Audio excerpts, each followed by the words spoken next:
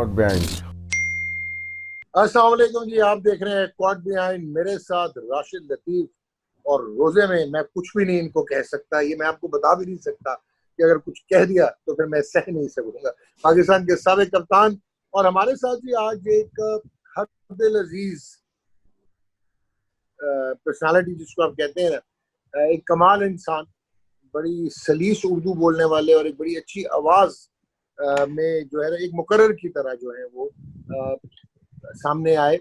और अगर आप थोड़ा सा हिस्ट्री ऑफ ब्रॉडकास्टिंग पाकिस्तान में देखें तो सन 1948 से लेके और सन 1964 बल्कि सन 1967-68 तक जो है वो पाकिस्तान ब्रॉडकास्टिंग यानी कि रेडियो पाकिस्तान में चंद नाम मशहूर थे। और एक जो है ना माइंडसेट था कि इंग्लिश कमेंट्री की जाती थी, जिनमें जमशेद मार्कर और उमर कुरैशी जो है वो आउटस्टैंडिंग, आप कहें कि वो प्लेयर से भी ज्यादा मशहूर हो गए थे और हाउस होल्ड नेम्स थे।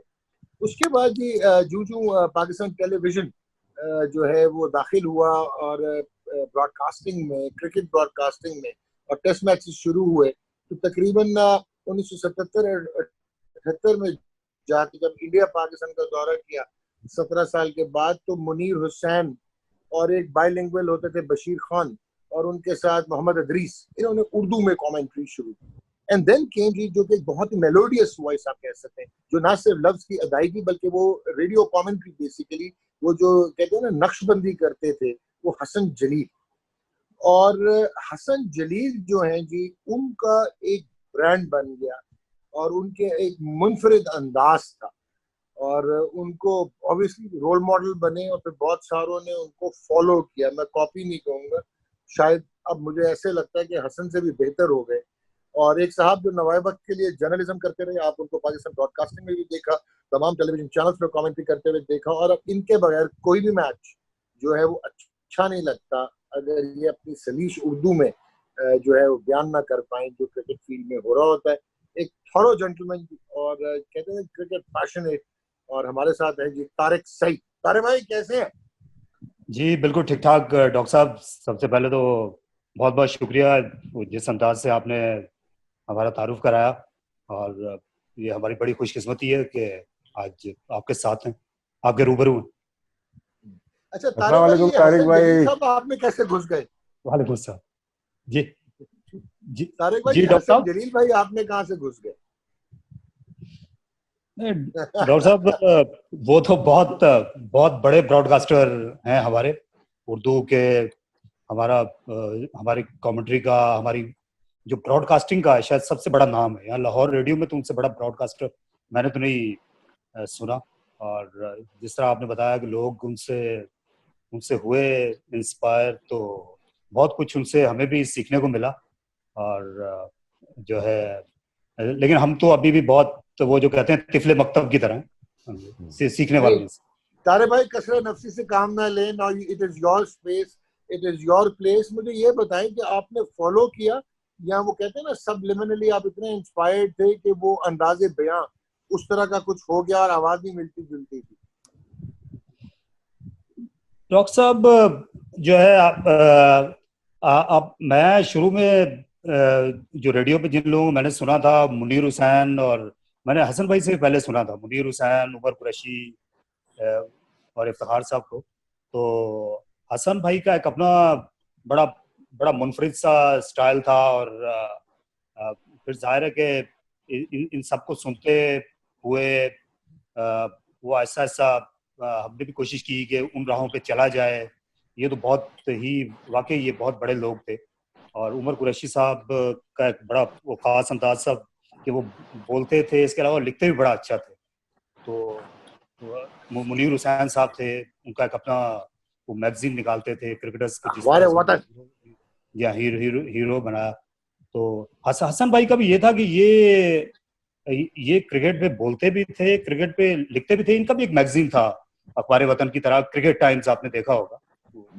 वो लाहौर की पब्लिकेशन थी। तो खैर वो हम सुनते सुनते ही फिर पहुंचे वो रेडियो तक, टीवी तक। कैसे पहुंच गए रेडियो तक? कुछ अपनी रुदात सुनाए, अपनी कहानी सुनाए जरा। रुनाला हाँ खुर्द जी से, भाई। हमारे अब्दुल रऊफ भी हाँ वहीं रहते हैं, रुनाला खुर्द। जी हाँ, वो जो रिनाला मिचल्स खुर्द के है फॉर्म बेसिकली। है, मिचल्स के फॉर्म बड़े अच्छे हैं रनाला खुर्द में। जी हाँ बिल्कुल, मिचल्स, फ्रूट फार्म, ये दरअसल अंग्रेजों की बस्ती थी। रिनाला खुर्द जो है वो मोंटगोमरी डिस्ट्रिक्ट का हिस्सा था। राहुल राहुल द्रविड़ के अब्बा फादर भी यहीं पे काम किया करते थे। या उन्होंने काम किया। फिर वो यहाँ पे सर गंगा राम जो है वो सबसे बड़े जमींदार थे इस इलाके के। तो उन्होंने यहाँ पे एक पन बिजली घर कायम किया था, जो शायद सब कॉन्टिनेंट में वो 1876 में वो जो इब्तदाई इस तरह के जो बिजली पैदा करने वाले जो मंसूबे थे, ये उनमें से एक था। तो वो काफी कुछ था यहाँ पे। और हॉकी के लिए ये काफी, इसकी क्रिकेट से ज्यादा हॉकी के लिए मशहूरी थी। वो ये सैयद मोहम्मद जाफर, जो ये डॉक्टर साहब के स्कूल से उनका ताल्लुक था, एचएसएन कॉलेज के एचएसएन शायद वो कॉलेज, पहले जाफर ओलंपियन थे। मेमोरियल। जी जी जी, बिल्कुल बिल्कुल। तो वो शायद एचएसएन कॉलेज के वो पहले ओलंपियन थे जो double gold medallist, double Olympic gold medallist. तो 1932 और 36 का जो बर्लिन ओलंपिक्स था वो जीता था ऑल इंडिया ने, जिसके वो लेफ्ट आउट थे। तो उनका ताल्लुक इस इलाके से था। और अब्दुल रऊफ यहाँ से टेस्ट क्रिकेटर बने। इसरार अली जो 1952 में पाकिस्तान टीम के साथ गए थे, वो भी यहीं रहते थे, इधर अच्छा करीब अच्छा। रिनाला के। लेकिन वो ओकाड़ा नहीं थे। ये ओकाड़ा और रिनाला के, ओकाड़ा और रिनाला ये बिल्कुल साथ साथ ही, बिल्कुल साथ बिल्कुल साथ साथ है। साथ।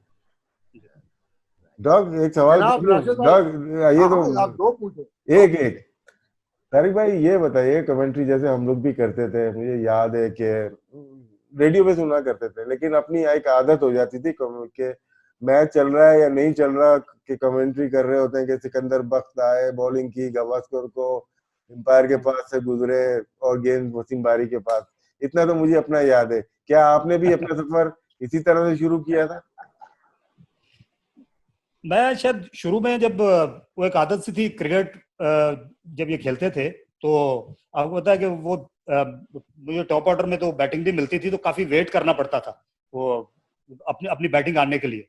तो हम बिल्कुल बेचैन सा रहते थे। तो उस वक्त ना वो कोई और काम नहीं करने को होता था, तो वो फिर बाहर बैठे हुए कमेंट्री शुरू कर देते थे। जो आपकी टीम के बैट्समैन बैटिंग कर रहे होते थे उनके मुतालिक। की बात आपकी सही है, ये शुरू शायद वहीं से हुई। तो थोड़ी बहुत मैं क्रिकेट खेलता था इधर लाहौर में भी, आके कॉलेज में इधर क्लब में क्रिकेट खेली। फिर मेरे गेंद लग गया, ये मेरे निशान भी बना हुआ है मेरी आंख के ऊपर। तो फिर क्रिकेट छोड़ना पड़ी। और फिर ये आहिस्ता आहिस्ता जर्नलिज्म और ब्रॉडकास्टिंग की तरफ आ गए। वो क्रिकेट से शायद ऐसा रिश्ता था जो अटूट सा था एक। डीडब्ल्यू के लिए कर रहे हैं आप अभी या छोड़ दीजिए उसको? नहीं नहीं, मैं कर रहा हूँ, करता हूँ मैं डीडब्ल्यू के लिए स्पोर्ट्स कॉरेस्पॉन्डेंट। डीडब्ल्यू का कॉन्ट्रैक्ट हो गया है पाकिस्तान टेलीविजन से, तो अब आपके स्पोर्ट्स के आने वाले हैं। एनीवे तारिक भाई, एक इम्पोर्टेंट सवाल, रेडियो ब्रॉडकास्टिंग ऑब्वियसली वहीं से ये शुरू हुई, और ये एक मुनफरिद अंदाज है। रेडियो ब्रॉडकास्टिंग में आपको तस्वीर कशी करनी पड़ती है। ये जो अभी राशिद कह रहा था ना कि सिकंदर बख्त अंपायर के पास से गुजरे और बहुत तेजी से बाजू को हिलाया और ये गेंद अंदर आती थी, गेंद को बहुत मोहतात अंदाज में किया। तो लेकिन जो टेलीविजन कमेंट्री है वो टोटली एक फर्क जॉनरा है। मैं ये समझता हूँ, शायद आप नाराज हो या मेरा साथ दें, कि ये टेस्ट क्रिकेटर्स को एज एक्सपर्ट ही होना चाहिए था, इंटरनेशनल क्रिकेटर्स को। सर कमेंट्री इनके हवाले नहीं करनी चाहिए। मैं बिल्कुल आपसे एग्री करता हूँ, बिल्कुल, क्योंकि कमेंट्री ये नहीं कर सकते। क्योंकि मैं तारिक भाई के साथ की, मैंने कहा तारिक भाई मुझे नहीं, मजा भी नहीं आता, और आप मुझे कुछ गाइड करें। तो उन्होंने बड़ा गाइड किया, वो पीटीवी के लिए कर रहे थे।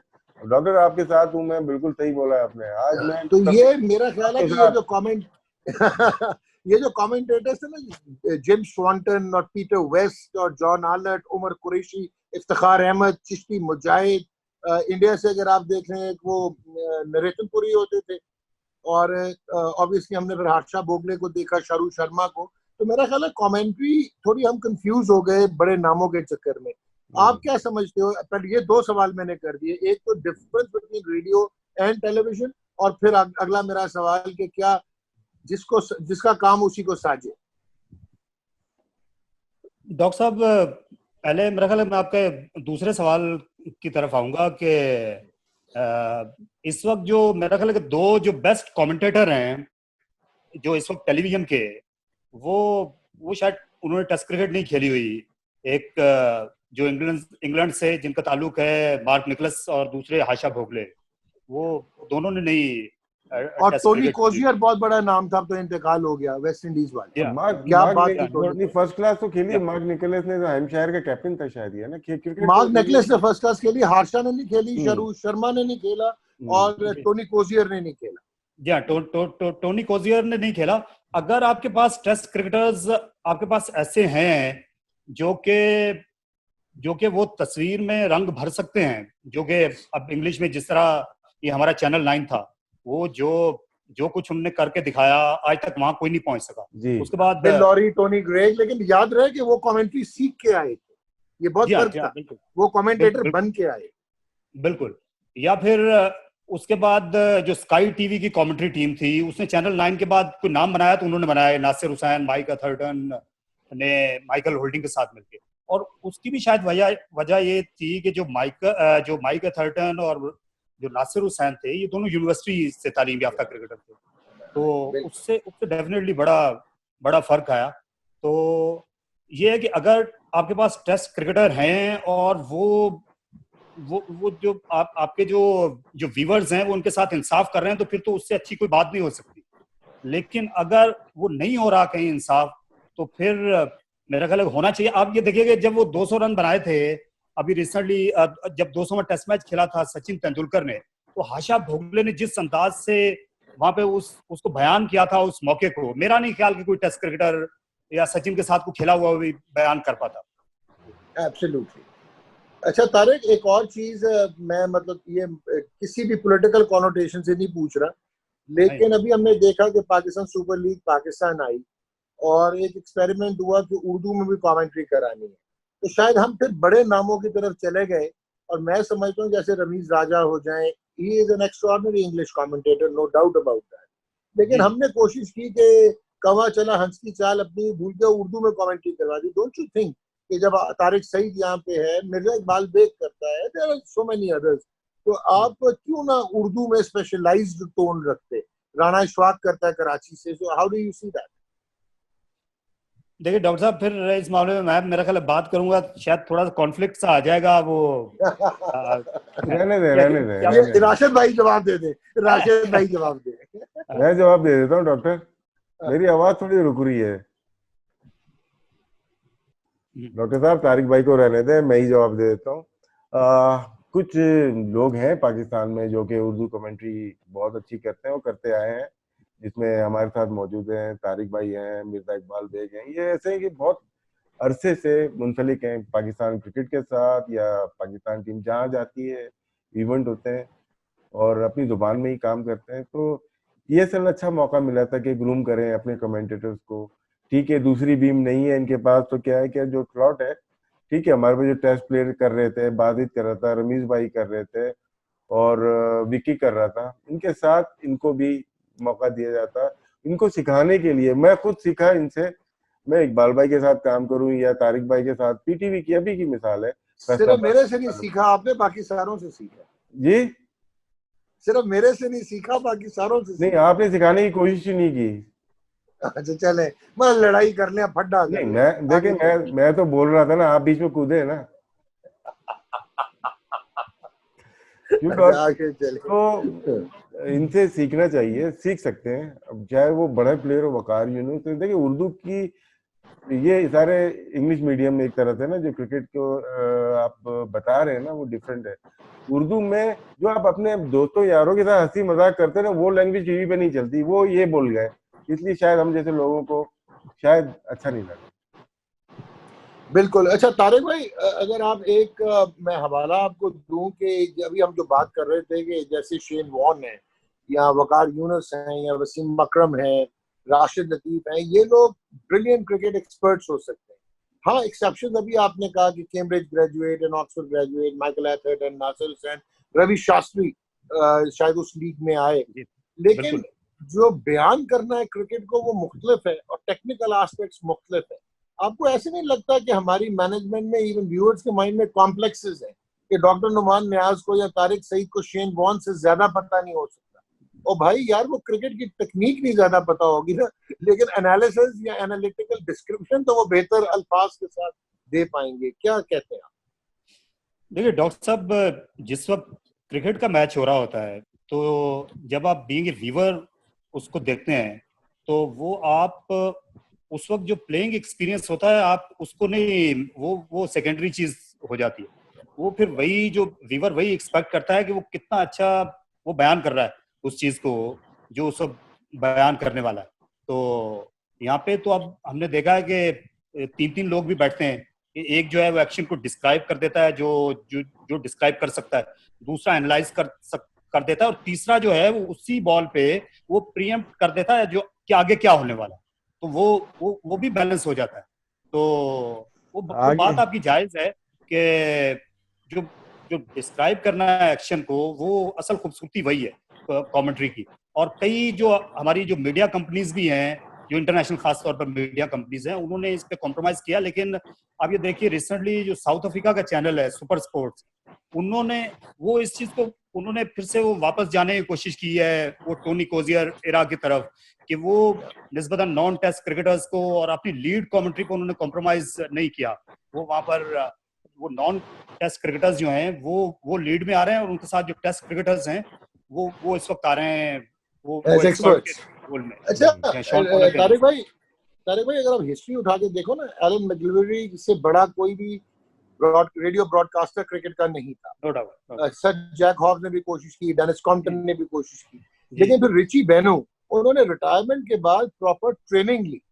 और जी रिची बेनो के जो जिंदगी है वो आप दो लिहाज से देख सकते हैं, एक एज ए क्रिकेटर और एक एज ए ब्रॉडकास्टर। उन्होंने और ब्रॉडकास्ट वो जर्नलिस्ट भी थे, चेंज वो कर खुद दिया। हाँ, जो ट्रेंड कोर्ट सेट किया। रिपोर्टिंग भी करते रहे। हाँ, लेकिन इयन चैपल से बड़ा मैंने जर्नलिस्ट या क्रिकेटिंग माइंड नहीं देखा, लेकिन वो कमेंट्री की तरफ भरपूर अंदाज से शिफ्ट नहीं हुए, वो एक्सपर्ट रोल ही में रहे। तो क्या कहते हैं इस पे आप?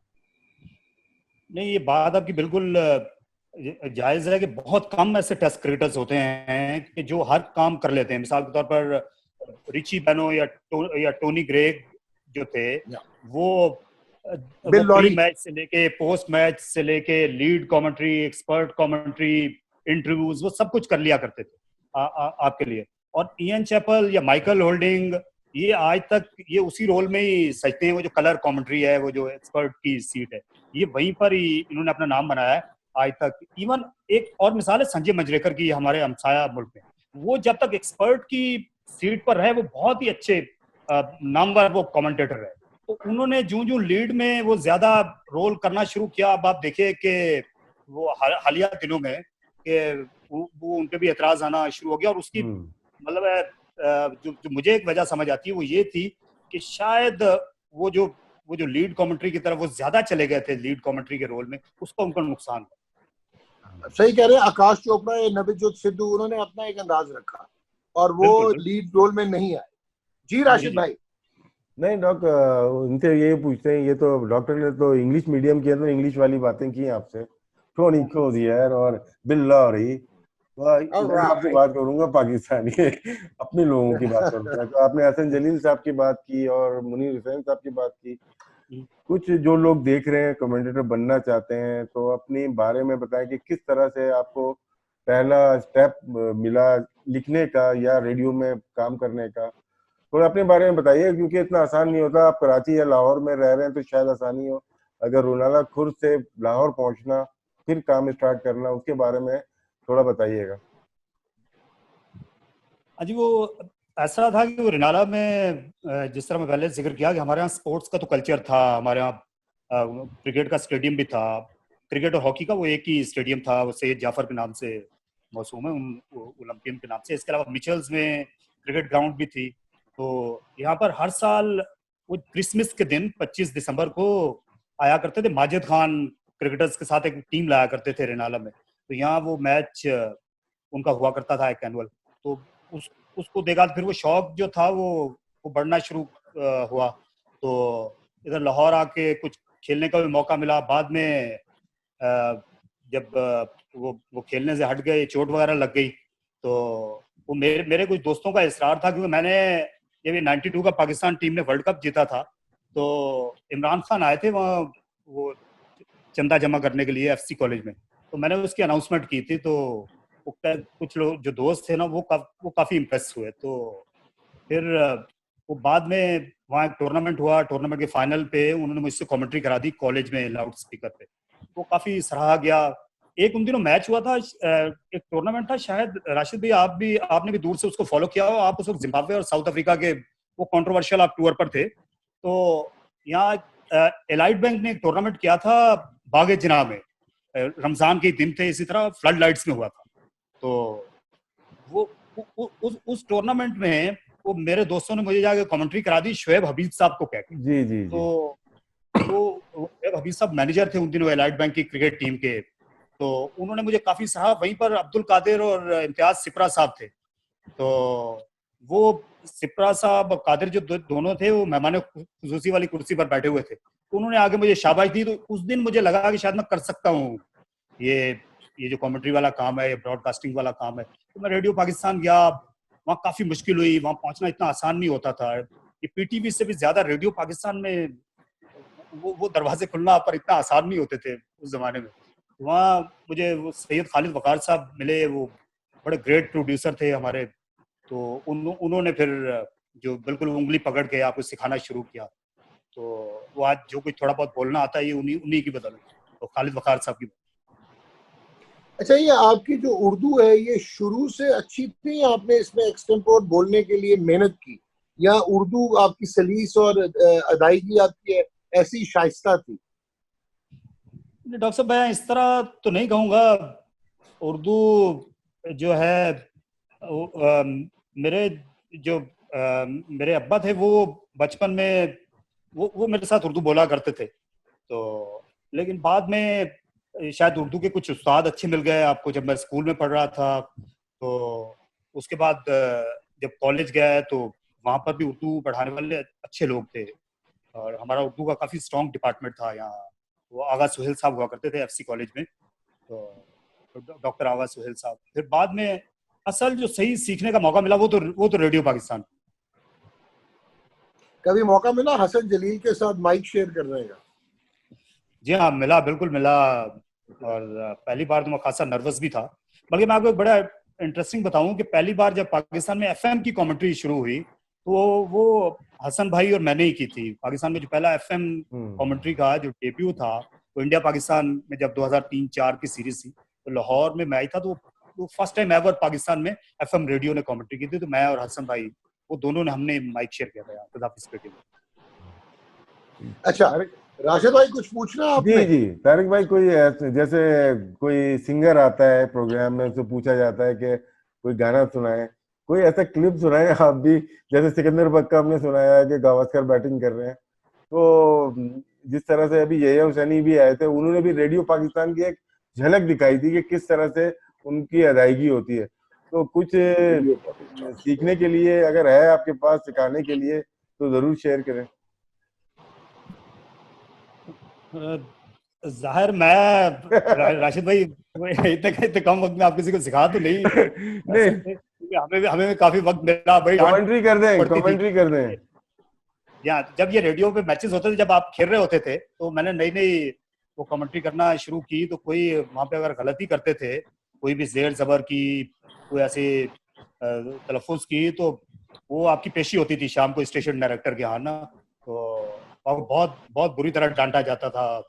और फिर आपको वो अल्फाज, वो चीजें पढ़ाई जाती थी। एक बार एक स्टैट पे बड़ी बहस हुई रेडियो पाकिस्तान के अंदर। वो इंक्वायरी लग गई थी कि ये स्टैट गलत है या सही है। तो बाद में फिर वो, क्योंकि आज की तरह तो वो चीजें थी नहीं, तो वो बाद में उन्होंने कहीं से कंफर्म कराया, किसी को लेटर लिख के इंग्लैंड में, फिर वो उसकी कंफर्मेशन हुई। लेकिन आप सुन के बहुत सीखते हो। मिसाल के तौर पे जिस तरह रेडियो पाकिस्तान में वो रात को आलमी स्पोर्ट्स राउंड अप एक प्रोग्राम लगा करता था, वो जिसमें मोहम्मद नकी साहब होते थे। तो आप सुन के बहुत आप उनको सीखते थे। अजीम सरवर साहब होते थे। तो ये जो जितने भी अच्छे ब्रॉडकास्टर होते हैं, जो भी आपको लगे, तो आप मेरा ख्याल जितने आप अच्छे लिसनर होंगे, आप उतने अच्छे स्पीकर भी हो सकते हैं। हाँ, लेकिन अपना तारिक भाई, ये जो राशिद ने कहा ना, वो जरा करके दिखाया ना, भरपूर कुव्वत वाला शॉट और मिड विकेट से गेंद जो है बाउंड्री से बाहर चलेगी, वो जरा कुछ करके दिखाएं, मजा, एक झलक दे, हमें मजा आएगा। इस वक्त पाकिस्तान और भारत की टीमों के दरमियान वर्ल्ड कप क्वार्टर फाइनल खेला जा रहा है और अताउर रहमान गेंद करने के लिए आ रहे हैं। और इस बार सचिन तेंदुलकर उनका सामना करेंगे आए गेंद करने के लिए, और बोल्ड हो गए सचिन तेंदुलकर। इस बार सचिन का दिफा पाश पाश किया अताउर रहमान ने और पाकिस्तान को अहम कामयाबी से हमकिनार किया। डॉक्टर लग रहा है कि मैच हो रहा है ना। मजा आ गया, ऐसे लग रहा था क्वार्टर फाइनल हो रहा है। हाँ, क्वार्टर फाइनल हो गया। अभी वकार यूनुस नहीं आए कि वो अजरुद्दीन का एजो और राशिद भाई उसको सुना कर दे। अजरुद्दीन और वकार यूनुस और राशिद आ जाए, उनका रिप्ले भी होगा। आ जाए तारिक भाई। तो पाकिस्तान टीम के जो कायम मकाम कप्तान हैं आमिर सुहेल, उन्होंने बॉलिंग में तब्दीली की है। वकार यूनुस को बॉलिंग करने के लिए लाए हैं इस वक्त पवेलियन एंड से, और उनका सामना करेंगे मोहम्मद अजरुद्दीन, दाएं हाथ से खेलने वाले बैट्समैन। अपने बल्ले को टैप कर रहे हैं। वकार पहुंचे, गेंद की और एज किया, और बड़े शानदार अंदाज में इस कैच को मुकम्मल कर लिया राशिद लतीफ ने। नाकाबिले यकीन कैच उन्होंने पकड़ा और पाकिस्तान का पकड़ा भारी हो गया चीना स्वामी स्टेडियम में। अच्छा तारिक भाई, जरा अजय जडेजा और वकार यूनुस भी बता दे। ये तो डॉक्टर साहब वही बात हो जाएगी। वो मैं आ रहा था इंडिया से अभी ना, कुछ साल पहले की बात है। तो ये रजा राशिद भी मेरे साथ थे, ये आईसीसी के लिए गए हुए थे वहां पे करने के लिए, जो इस वक्त पाकिस्तान क्रिकेट बोर्ड में मीडिया मैनेजर। तो हम आ रहे थे, वापसी पे जब अटारी पे पहुंचे तो वो इमिग्रेशन डेस्क पे उन्होंने हमें रोक लिया। तो वो पूछने लगे आप क्या करते हैं। तो वो रजा ने तो आईसीसी की शर्ट पहनी हुई थी, तो इनको तो उन्होंने जाने दिया। मुझे कहने लगे जी आप क्या करने के लिए गए हुए थे इंडिया। तो मैंने कहा जी मैं वर्ल्ड T20 कवर करने के लिए गया हुआ था। कहते आप क्या करते हैं। मैंने कहा मैं क्रिकेट कमेंट्री करता हूँ। तो कहते अच्छा तो आप कमेंट्री सुनाएंगे तो हम आपको जाने देंगे, तब आपकी क्लियरेंस। तो मैंने कहा नहीं यार, जाने नहीं, मूड की बात होती है, ऐसे नहीं। कहते नहीं आप सुनाएं तभी आप यहाँ से जा सकते हैं। 3-4 लोग बैठे हुए। तो अच्छा, मैंने उनको कहा ठीक है मैं सुनाता हूँ। तो मैंने कहा वो मैं आपको सुना रहा हूँ, वो चेतन शर्मा आ रहा है गेंद करने के लिए जावेद मियांदाद को, तो लास्ट को। तो कहते नहीं रहने दे आप चले जाए, आप चले। नाइस यार। डॉग हम भी आज बन गए इमिग्रेशन वाली, बन गए हम लोग भी। बिल्कुल हम भी बन गए इमिग्रेशन वाले। अच्छा तारिक भाई, एक कुछ पर्सनालिटीज होती हैं आपकी हमेशा से ये अदब अदाब वाली, और जैसे राशिद या मैं ना, वो थोड़ी सी बदमाशी टिंज भी है कि अगर पंगा लेना है तो पंगा ले लो। डॉग देखो मेरी बात, मैं बदमाशी नहीं करता, आप करते हो, अपना नाम लें। मैं आपकी तस्वीर दिखा दूंगा बदमाशी वाली, ठीक है ना, मोटर बाइक पे बैठे हुए। नहीं वो तो सर मैं मॉडलिंग करता था ना, अब एक्टर हूँ, मैं क्या करूँ। तो ये नेचुरल पर्सनालिटी थी या क्योंकि हमारे यहाँ इंस्टीट्यूशनल इश्यूज भी होते हैं, तो आपने कहा कि बस ठीक है, मदम होके धीमे धीमे होके चलते जाओ। नहीं डॉक्टर साहब, ये है कि देखिए ये जो क्रिकेट कमेंट्री है, आप बहुत ही टाइट रोप पे आप चलते हैं वैसे भी, और इवन जब आप ऑन एयर होते हैं तो आपको बहुत सी चीज़ों का ख्याल करना पड़ता है। और प्लेयर्स जो हैं हमारे, वो नाराज हो जाते हैं छोटी छोटी बातों पर। आपको पता है हमारे यहाँ कितनी डिविजन्स बहुत ज़्यादा हैं, और लोग जो, हालांकि हम उस मोमेंट में बात कर रहे होते हैं, लेकिन लोग जो है वो फिर वो बात जो है वो कहीं से कहीं पहुंच जाती है। और वैसे बाकी कमेंट्री ना कमेंट्री मिलने का जहां तक ताल्लुक है, तो इसको मैंने भी कभी इसको इंटाइटलमेंट नहीं समझा। इसको ना आपको मिल जाए तो एक एहसास है आपके लिए, अगर नहीं मिली तो ये कोई इंटाइटलमेंट नहीं। नहीं, लेकिन आप ये नहीं समझते हो, मैंने पर्सनालिटी का भी पूछा कि आपकी नॉर्मली ऐसी धीमी पर्सनालिटी है। डॉक्टर साहब आप कह सकते हैं, मैं नहीं उलझा। मिसाल के तौर पे मेरा ख्याल है कि मैं पिछले, जब से मैं लाहौर में, शायद ये प्रैक्टिकल जब से मैं लाइफ में आया हूँ, तो मेरी शायद एक दफा मेरी लड़ाई होते होते रह गई, और वो भी मेरी गाड़ी का किसी ने शीशा तोड़ दिया था आके। वो चलती गाड़ी का किसी ने उतर के उसको हिट किया, उतर के तो शीशा तोड़ दिया। हालांकि मैं जा रहा हूँ, उसने पीछे से आगे हिट किया था और मैं रुक गया और रोक के आके, तो उससे मेरी लड़ाई होते होते रह गई। अदरवाइज मैं अदरवाइज आप अच्छे शौहर साबित हुए। ओके, सो क्या कहेंगे, अदरीस भाई का एक अंदाज था आगे आते हुए, पिछला पैर करते हुए, और ये खेल दिया, वो ऐसे लगता था कि सांस में उखड़ जाएगा। सो हमारे ये लेजेंड्स है, और इन्होंने इम्पैक्ट क्रिएट किया हमारे। मुनीर हुसैन भाई का एक अपना अंदाज था, वो कई दफा ये भूल जाते थे कि दोनों टीमें एक नहीं है बल्कि दो मुख्तलिफ टीमें हैं, और हाँ, एक करेक्टर्स थे।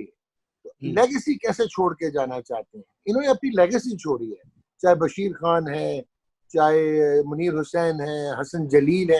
हसन जलील तो मैं आपको बताऊं तारिक भाई, एक ये पाकिस्तानी अफवाज का एक ये लोअर रैंक्स का, वो क्या हसन जलील है, वो क्या कमेंट्री करता है वो, उसको मैंने आर्मी ग्राउंड में एक दफा करवाई भी थी। जी डॉक्टर साहब, ये बहुत अच्छा सवाल है जो अभी आपने उठाया। ये जो हमारे 3 अफराद थे क्रिकेट ब्रॉडकास्टिंग में, उर्दू ब्रॉडकास्टिंग में, हसन जलील, मुनीर हुसैन और मोहम्मद इदरीस, इन्होंने अपनी लेगेसी डेफिनेटली छोड़ी। इसके अलावा हॉकी में भी थे हमारे, अगर मोहम्मद मुजाहिर बारी थे, एसएम नकी थे। और हमारी जो उर्दू कमेंट्री थी हॉकी या क्रिकेट की, इसकी बड़ी रिच हिस्ट्री है। मैं जरा यहाँ पे ये भी बता देना चाहता हूँ जो आज के भी मतलब इस जनरेशन के कुछ लोगों को, कि उर्दू कमेंट्री की एक बड़ी रिच हिस्ट्री है। हिंदी कमेंट्री की कोई रिच हिस्ट्री नहीं है। हिंदी कमेंटेटर्स ने अब उर्दू कमेंट्री करना शुरू किया तो लोगों ने उनको फॉलो करना शुरू किया है हिंदुस्तान में। वो जब तक वो जो है वो अपनी जबान में वो करने की कोशिश करते रहे तो वो चीज इतनी पॉपुलर नहीं हुई।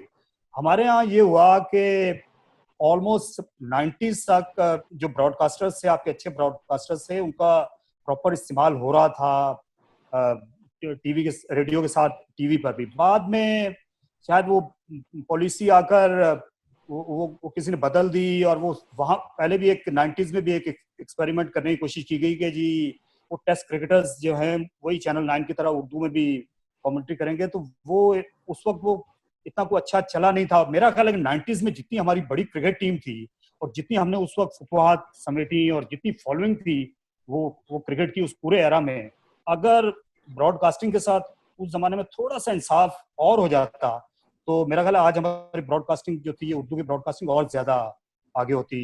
डॉक्टर साहब, हमारी बदकिस्मती ये रही कि जब हम थोड़ा सा वो आ रहे थे, यहाँ से क्रिकेट ही चली गई। तो वो 10 साल तो बाहर वो टीवी पे हमें तो कुछ करने का मौका ही नहीं मिला, क्योंकि वो यहाँ जो चैनल पाकिस्तान क्रिकेट को कवर करता था उसकी तो कोई उर्दू कमेंट्री में तो कोई उसका इंटरेस्ट नहीं था, वो सारा ओवरसीज चैनल था, और फिर क्रिकेट सारी बाहर हो रही। तो वो अगर हमें मौका मिलेगा राशिद भाई, तो ये चीजें तो फ्री हो सकती। जी जी राशिद भाई, इन्होंने बड़ी अच्छी तारीख ने बात की। आप की तरफ एक मैं सवाल लाता हूँ कि हमें शायद यहाँ पे पाकिस्तान में एक कॉम्प्लेक्स भी है कि ये जो जितने भी नए कमेंटेटर्स हैं ये इंग्लिश की तरफ राग़िब होते हैं, बिकॉज इनको ऐसे लगता है कि अपॉर्चुनिटीज इंग्लिश कमेंट्री में है, कि हम बाहर के फलाने चैनल में चले जाएंगे, फलाने चैनल में चले जाएंगे, और कहीं ये उर्दू कमेंट्री एक तासुब का शिकार भी हो चुकी है। तो राशिद, आप क्या कहते हो? ये मैंने देखा है बहुत कॉमनली कि उर्दू कमेंट्री को कमेंट्री नहीं समझा जाता जब तक अंग्रेजी ना हो। नहीं रॉक, अगर देखा जाए तारिक भाई ने जो बात की है ना कि होम सीरीज पाकिस्तान में नहीं हुई और उससे बड़ा फर्क पड़ा, चाहे वो बहुत सारे लोगों को फर्क पड़ा, हमारी जो मीडिया की इंडस्ट्री है उसको बड़ा फर्क पड़ा, प्रिंट मीडिया हो, इलेक्ट्रॉनिक मीडिया हो। क्योंकि कुछ केसेस देखे थे आपने, पिंडी स्टेडियम में भी हुए और दूसरी जगह भी हुए, क्योंकि उनके ताल्लुक ही नहीं रहा इंटरनेशनल मैचेस कवर करने का। जहाँ तक पीटीवी का है, जब हम लोग भी खेल रहे थे तो साथ साथ मुनीर हुसैन भी कर रहे हैं, अरुण भाई भी कर रहे हैं, सिकंदर बख्श भी उर्दू या इंग्लिश में कर रहे हैं, उसमें बहुत सारे कमेंटेटर, नए भी कमेंटेटर्स आते थे।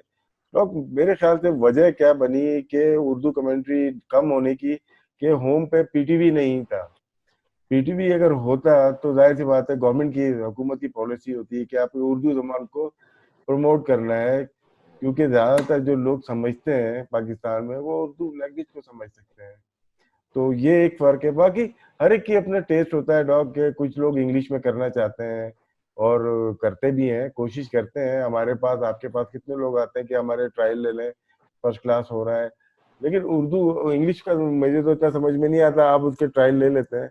लेकिन उर्दू अच्छी कमेंट्री करने वाला, अच्छे तलफ़ुज़ के साथ बोलने वाला, वो लगता ही अलग है। तो अब हमारे इंटरनेशनल क्रिकेट आई है और हो सकता है फ्यूचर में अगर पीटीवी टेलीवाइज करता है तो उससे फर्क पड़ेगा। अगर बाहर के चैनल रहे तो वो टोटली इंग्लिश रहेंगे डॉक। जी बिल्कुल राशिद, आपने अच्छी बात की। और मेरा आखिरी सवाल तारिक भाई से, तारिक भाई आपके लिए खुशखबरी ये है कि पहले तो ये होता रहा कि हम अगर राइट्स होल्डर भी थे तो वो बाहर के चैनल के साथ थे, जी तो उसमें कमेंटेटर्स वो पिक कर रहे थे। दूसरा, राशिद ने कहा कि 2 बीम्स वाला, तो पीटीवी के पास तो ये फैसिलिटी भी है कि हम 2 बीम्स पे ले सकते हैं, और हमारा भरपूर इस बार इंटरेस्ट है कि राइट्स ऐसे उठाए जाए कि जहाँ पे हम अपनी उर्दू कमेंट्री को भी फरोग, तो ये ऑब्वियसली अपॉर्चुनिटीज अब आगे क्रिएट होंगी। बात वही थी कि पाकिस्तान में मैचेस नहीं हो पा रहे थे। पहले टेररिज्म लेके, अब कोविड ने कहीं मैच खो गए हम कोविड-19 के चक्कर में। Last but not the least, क्या देख रहे हैं क्रिकेट का फ्यूचर माजत के ये कोरोना वायरस एंड कोविड-19 के बाद लग रहा है कि कोई जेर अताब आएगी दुनिया के तमाम खेल? डॉक्टर साहब, वैसे तो इस सवाल, ये हर एक के पास ही ये सवाल है, मेरा ख्याल जवाब नहीं है किसी के पास भी। तो सारी जो डेट सारी में टेंटेटिव ही आ रही है कि ये क्या हो सकता है। इंग्लैंड, ऑस्ट्रेलिया, वो इसको बड़ी बेताबी लग रही है उनके यहाँ, वो क्रिकेट कराना चाह रहे हैं।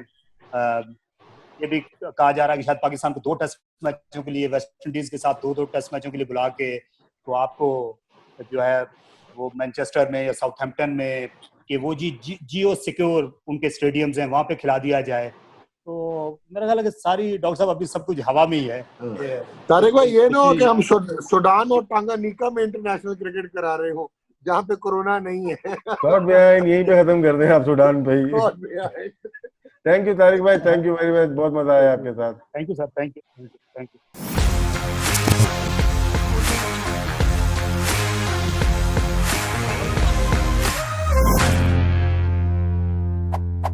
शॉर्ट बेहाइंड।